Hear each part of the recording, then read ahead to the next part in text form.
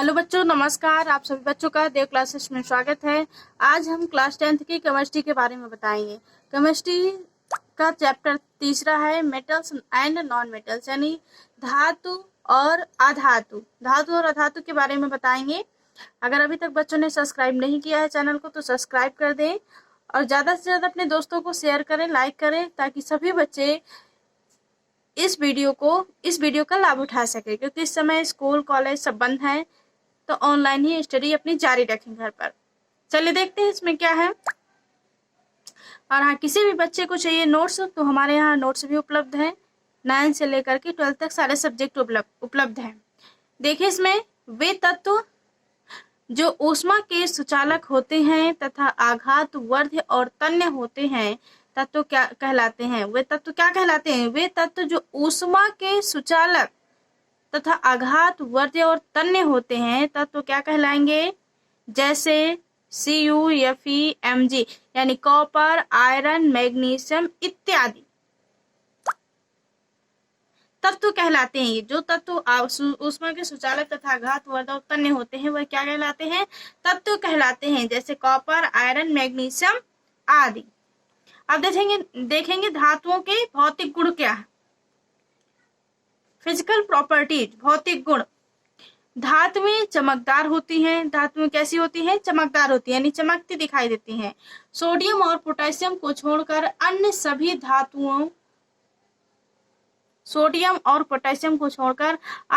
धातुओं का घनत्व उच्च होता है। यानी सोडियम और पोटेशियम जो धातु पाई जाती है इनको छोड़कर के बाकी सभी धातुओं का घनत्व उच्च होता है। अगला नंबर है धातुओं के गलनांक तथा, ये धातु है यहाँ पे गलत है, थोड़ा डिफरेंट वो हो गया है, प्रिंटिंग मिस्टेक है। धातुओं के गलनांक तथा क्वथनांक उच्च होते हैं। क्या होते हैं? गलनांक तथा क्वथनांक उच्च होते हैं। धातुएं तन्य होती हैं, अर्थात उनको खींचकर तार बनाया जा सकता है। धातुएं क्या होती हैं? तन्य होती हैं और इनको खींच करके यानी खींच करके तार बनाया जा सकता है। जो धातुएं होती हैं वो खिंचती हुई धातुएं होती हैं, तन्य होती हैं, जिससे खींच करके हम तार बनाते हैं, सिल्वर तार। अगला है धातुएं विद्युत और ऊष्मा की सुचालक होती हैं। धातुएं क्या होती हैं? विद्युत और ऊष्मा की सुचालक होती हैं। साधारणतः धातुएं कठोर भी होती हैं। धातुएं क्या होती हैं? साधारणतः कठोर होती हैं। अब देखेंगे धातुओं की रासायनिक गुण। अभी तक क्या थे? भौतिक गुण, फिजिकल प्रॉपर्टी। अब है केमिकल प्रॉपर्टी। ऑक्सीजन की उपस्थिति में धातुओं को जलने पर धातु ऑक्साइड बनाती हैं। जब ऑक्सीजन की उपस्थिति में धातुओं को जलाते हैं तो क्या बनाती हैं? धातु ऑक्साइड। यानी आयरन को ऑक्सीजन के साथ जलाने पर क्या बनेगा? आयरन ऑक्साइड, यानी 2FeO। दूसरा है जल से अभिक्रिया करके धातु हाइड्रोक्साइड बनाती है तथा हाइड्रोजन गैस बाहर निकलती है। जब जल से अभिक्रिया करती हैं धातुएं, धातु हाइड्रोक्साइड बनाएंगी और हाइड्रोजन गैस बाद में क्या निकलती है? हाइड्रोजन गैस निकलती है। जैसे धातु हो गए, यानी प्लस जल के साथ अभिक्रिया कराया तो क्या बना? धातु हाइड्रोक्साइड, यानी सोडियम हाइड्रोक्साइड। धातु क्या है? सोडियम और OH है हाइड्रोक्साइड, तो क्या बना यहाँ पे? धातु हाइड्रोक्साइड। 2NaOH प्लस H2, यानी लास्ट में जो धातुओं में होती है इसमें क्या निकलती है? H2। जल से अभिक्रिया कराने पर इसमें लास्ट में H2 यानी हाइड्रोजन गैस निकलती है। कौन सी बाहर निकलती है? हाइड्रोजन गैस बाहर निकलती है। वीडियो को अंत तक जरूर देखिएगा, तभी आपको समझ में आएगा। और कोई भी वीडियो 1-2 मिनट देखने से समझ में नहीं आता, इसलिए जो भी वीडियो बनाया जा रहा है उसको अंत तक जरूर देखिए और ज्यादा से ज्यादा अपने दोस्तों को शेयर करिए और लिंक को सब्सक्राइब करें, पाएं सभी वीडियो। अगला है तीसरा नंबर, इसमें तनु अम्लों से क्रिया करके लवण तथा हाइड्रोजन गैस बनाती हैं। यानी जब ये धातुएं अम्लों से क्रिया करती हैं तो क्या बनता है? लवण बनाती है। जब धातुएं जल से क्रिया करती है तो क्या बनाती है? हाइड्रोक्साइड धातु बनाती है। और जब अम्ल से क्रिया करती है तब लवण बनाती है और साथ में हाइड्रोजन गैस भी बनाती है। Fe+H2SO4 क्या है? Fe+H2SO4, तो क्या बनेगा? FeSO4+H2, यानी आयरन जब सल्फ्यूरिक अम्ल से अभिक्रिया करता है तो iron sulphate plus hydrogen gas बनती है। अगला नंबर देखेंगे धातु क्लोरीन क्लोरीन से अभिक्रिया करके क्लोराइड यौगिक बनाती हैं। यानी जब क्लोरीन अकेले होता है Cl तो उसको क्लोरीन बोलते हैं। जब किसी और धातु के तत्व के साथ क्लोरीन जुड़ जाता है तो वो क्या हो जाता है, क्लोराइड हो जाता है। जैसे कि यहाँ पे दिया हुआ धातु क्लोरीन से, जब क्लोरीन से अभिक्रिया करेगा तो वह क्लोराइड यौगिक बनाता है। क्या बनाता है, क्लोराइड यौगिक।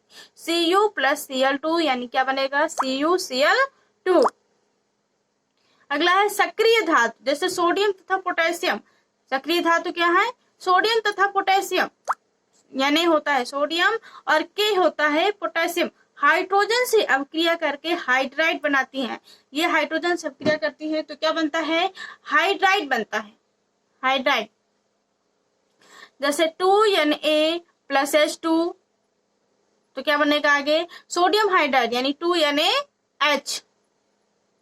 अगला है वे तत्व जिनमें धातुओं के गुण नहीं पाए जाते हैं अधातु कहलाते हैं। अधातुओं की परिभाषा देखेंगे यहाँ पे, वे तत्व जिनमें धातुओं के गुण नहीं, जिनमें धातुओं के गुण नहीं पाए जाते अधातु कहलाते हैं। या फिर लिखते हैं धातुओं को छोड़कर अन्य सभी तत्व अधातु हैं। जैसे COS आदि, यानी C carbon, O oxygen, S sulphur इत्यादि, ये क्या है, अधातु है। अधातुओं के भौतिक गुण, अधातु भंगुर होते हैं, अधातु भंगुर होते हैं अर्थात इनको पीटने या खींचने पर यह जाते हैं। अधातु भंगुर होते हैं अर्थात इनको पीटने या खींचने पर यह जाते हैं। हीरा को छोड़कर अन्य सभी धातुओं के गलनांक तथा क्वथनांक उच्च होते हैं। यानी हीरा जो होता है धातु, इसको छोड़ करके बाकी सभी अधातुएं जो होती हैं उनका गलनांक क्या होता है, क्वथनांक उच्च होता है। गलनांक और क्वथनांक दोनों उच्च होते हैं। अगला है अधातु विद्युत तथा ऊष्मा के कुचालक हैं। अधातु क्या है, विद्युत तथा ऊष्मा के कुचालक होते हैं। अधातु का घनत्व कम होता है। क्या होता है, धातुओं का घनत्व कम होता है। अधिकांश अधातु गैसीय रूप में पाए जाते हैं। यानी ज्यादातर अधातुएं जो होती हैं वो किस में पाई जाती हैं, गैस के रूप में पाई जाती हैं। अगला है अधातुओं के रासायनिक गुण। अभी तक ये हम आपको भौतिक यानी फिजिकल प्रॉपर्टीज बता रहे थे अधातुओं के। अब बताएंगे रासायनिक गुण, केमिकल प्रॉपर्टीज। अधातु ऑक्सीजन की उपस्थिति में जलकर अपना ऑक्साइड बनाते हैं। यानी अधातु भी ऑक्सीजन की उपस्थिति में जलकर क्या बनाते हैं, ऑक्साइड बनाते हैं। H प्लस O2 तो क्या बन जाएगा, सल्फर डाइऑक्साइड। यानी SO2 क्या होता है, यहाँ पे S है सल्फर और O है, O2 होता है ऑक्सीजन। जब सल्फर ऑक्सीजन से क्रिया करता है तब यहाँ पे बनता है सल्फर डाइऑक्साइड, यानी सल्फर डाइऑक्साइड गैस है। अभी इसमें बताया भी गया है कि अधातु में अधिकतर ज्यादातर क्या है, गैसें होती हैं। यानी SO2 क्या है, सल्फर डाइऑक्साइड गैस है। अगला नंबर देखेंगे, अधातु क्लोरीन गैस से अभिक्रिया करके क्लोराइड यौगिक बनाते हैं। अधातु जब क्लोरीन गैस से अभिक्रिया करती है तो कौन सा यौगिक बनाएगी, क्लोराइड यौगिक बनाते हैं। जैसे कार्बन, कार्बन क्या है, अधातु। जब कार्बन अधातु क्लोरीन से क्रिया करेगा तो क्या बनाएगा, क्लोराइड यौगिक। यानी C कार्बन है, Cl2 क्लोरीन है, तो C प्लस 2Cl2 तो क्या हो जाएगा, यहाँ पे 2Cl2 लिखा हुआ है। यानी क्लोरीन कितने हैं, 4 हैं। जब सामने संख्या लिखी होती है या नीचे संख्या लिखी होती है तो इनका क्या हो जाता है, यहाँ पे गुणा हो जाता है। तो क्या हो जाएगा, CCl4 यानी कार्बन टेट्रा क्लोराइड। इसको पढ़ेंगे कार्बन टेट्रा क्लोराइड। C से कार्बन और यहाँ पे 4 लिखा हुआ है तो 4 को बोलते हैं टेट्रा और Cl है क्लोराइड, तो इसको पढ़ेंगे कार्बन टेट्रा क्लोराइड। अगला है अधातु हाइड्रोजन से अभिक्रिया करके हाइड्राइड यौगिक बनाते हैं। अधातु क्या करते हैं, हाइड्रोजन से अभिक्रिया करके हाइड्राइड यौगिक बनाते हैं। N2 प्लस 3H2 आगे क्या बनेगा, 2NH3। यानी N2 है यहाँ पे नाइट्रोजन प्लस हाइड्रोजन। जब नाइट्रोजन और हाइड्रोजन अभिक्रिया करेंगे तो क्या बनेगा, अमोनिया बनता है। NH3 होता है अमोनिया। क्या है, अमोनिया। किसी धातु के लवणीय विलयन में डूबी हुई उस धातु की छड़ को इलेक्ट्रोड कहते हैं। किसी भी धातु के जो लवणीय विलयन होता है और उसमें डूबी हुई धातु की छड़ को क्या कहेंगे, इलेक्ट्रोड कहते हैं। क्या कहते हैं, इलेक्ट्रोड। विद्युत रासायनिक श्रेणी में विभिन्न इलेक्ट्रोडों को उनके मानक इलेक्ट्रेड विभव को बढ़ते क्रम में रखा जाता है। यानी विद्युत रासायनिक श्रेणी के अंतर्गत जो आते हैं तो विभिन्न इलेक्ट्रोडों को उनके किसके अनुसार रखा जाता है, मानक इलेक्ट्रोड विभव के बढ़ते क्रम में रखा जाता है। मानक इलेक्ट्रोड विभव के बढ़ते क्रम में रखा जाता है। विद्युत रासायनिक श्रेणी में ऊपर स्थित धातुएं अधिक क्रियाशील तथा नीचे स्थित धातुएं कम क्रियाशील होती हैं। यानी जो विद्युत रासायनिक श्रेणी होती है उनमें ऊपर स्थित जो धातुएं होती हैं अधिक क्रियाशील होती हैं और जो नीचे स्थित होती हैं वो कम क्रियाशील होती हैं। जिन पदार्थों से धातुओं का निष्कर्षण किया जाता है खनिज कहलाते हैं। यानी जिन पदार्थों में धातुओं का निष्कर्षण किया जाता है वो क्या कहलाते हैं, खनिज कहलाते हैं। अगर पूछ लिया खनिज और अयस्क की परिभाषा या खनिज और अयस्क में अंतर, तो जो ये डिफिनेशन बता रहे हैं आप इसी में अंतर या अलग अलग परिभाषा में पूछ रहा है तो लिख सकते हैं आप। जिन पदार्थों में धातुओं का निष्कर्षण किया जाता है वह खनिज कहलाते हैं और वे खनिज जिनसे धातु का निष्कर्षण कम समय कम लागत तथा आसानी से हो जाए अयस्क कहलाता है। वे खनिज जिनसे धातुओं का निष्कर्षण होता है वो खनिज कहलाते हैं। लेकिन जो खनिज जिनसे धातुओं का निष्कर्षण कम समय कम लागत तथा आसानी से हो जाता है वो अयस्क कहलाते हैं। जैसे अयस्क क्या है, ये कॉपर का अयस्क होता है कॉपर पाइराइट, एल्युमिनियम का अयस्क होता है बॉक्साइट और लोहे का अयस्क होता है हेमेटाइट इत्यादि। ये अयस्कों के नाम है। कई बार पूछ लेता है अयस्कों के नाम बताइए तो कॉपर अयस्क होता है कॉपर पाइराइट हो गया, एल्युमिनियम का अयस्क है बॉक्साइट और लोहे का अयस्क होता है हेमेटाइट।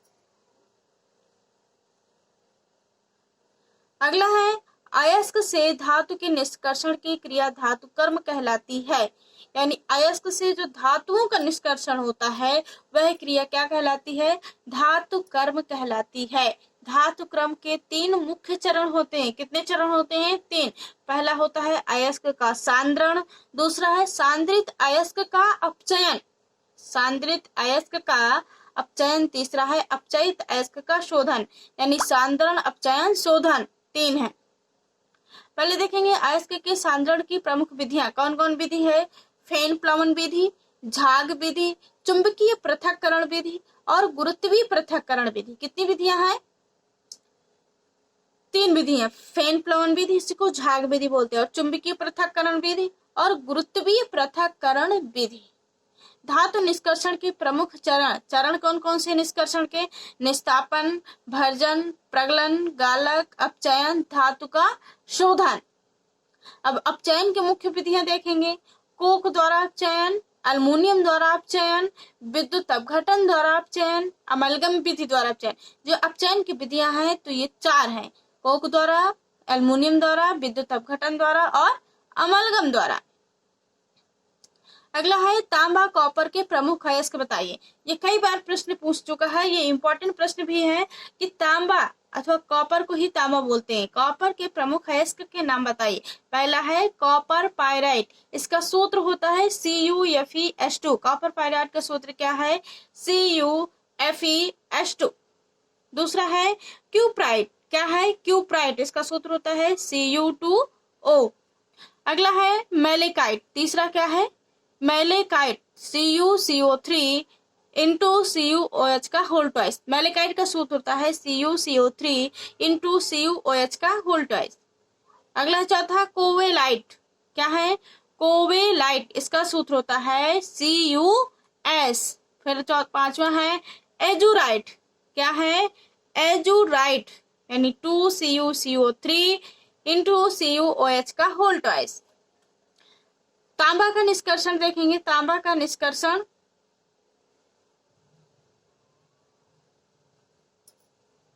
देखेंगे। तांबा का निष्कर्षण क्या है,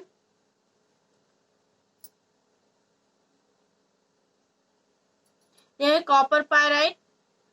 फिर कॉपर पाइराइट में क्या है, बारीक पिसा हुआ अयस्क होता है और इसकी विधियां क्या है, फेन प्लवन विधि द्वारा सांद्रित होता है अयस्क और बारीक पिसा हुआ प्लस जल प्लस चीड़ का तेल प्लस सोडियम एथिल जैंथेट प्लस वायु तो लास्ट में क्या बन जाता है, झाग में सल्फाइड अयस्क निकलता है। जब झाग में सल्फाइड अयस्क होता है तो इसको क्या करते हैं, परिवर्तनी भट्टी में के द्वारा शुद्ध करते हैं। यहाँ परिवर्तनी भट्टी में भर्जन होता है, S प्लस O2, तो क्या बनेगा, SO2 4AS प्लस 3O2, तो क्या बनेगा 2AS2O3।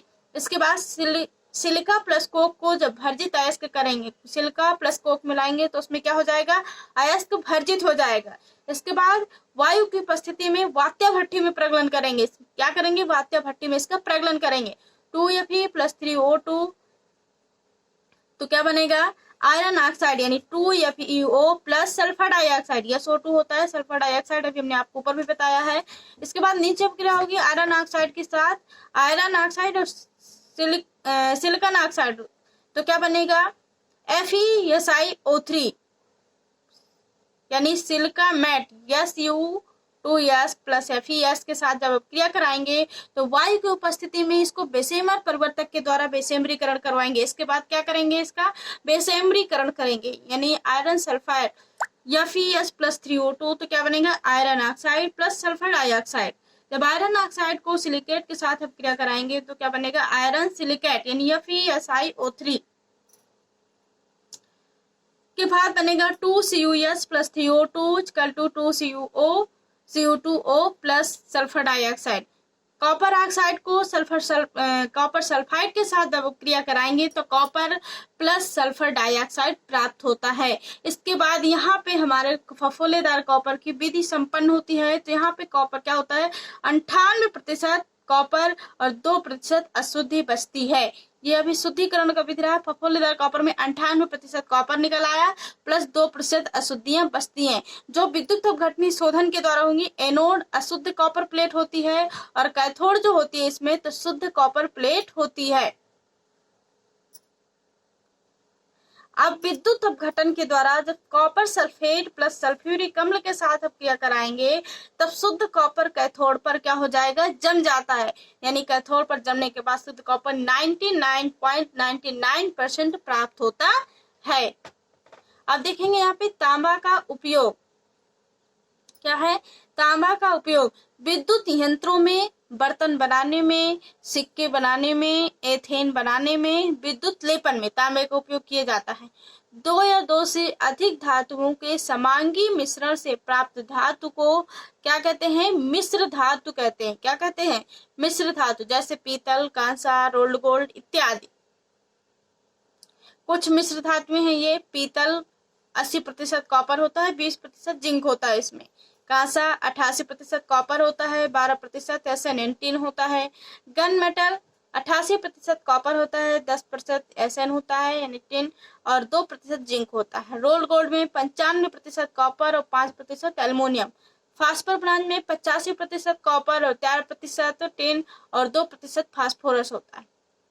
मुद्रा धातु में 95% कॉपर, 4% टिन और 1% फास्फोरस होता है। आज का वीडियो हम यही समाप्त करते हैं। मिलते हैं आपको अगली वीडियो के माध्यम से। वीडियो को अंत तक जरूर देखिए, सब्सक्राइब कीजिए, लाइक कीजिए और दोस्तों को शेयर कीजिए।